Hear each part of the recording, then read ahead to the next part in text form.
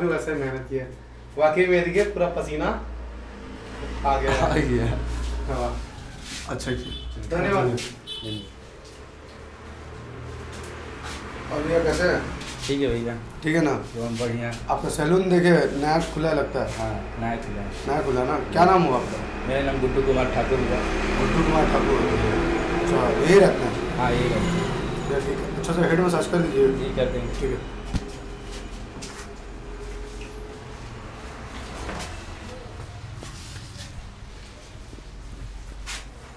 आप अकेले रहते हैं यहाँ पे? अभी तो अकेले फिलहाल रहते हैं।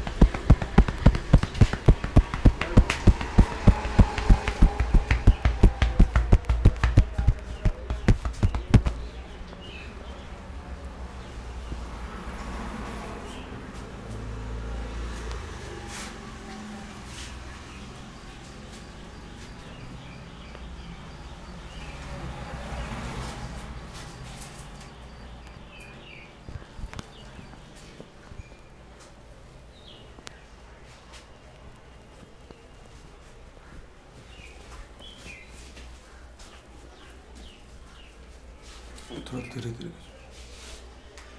तो भी धीरे कीजिए आराम से।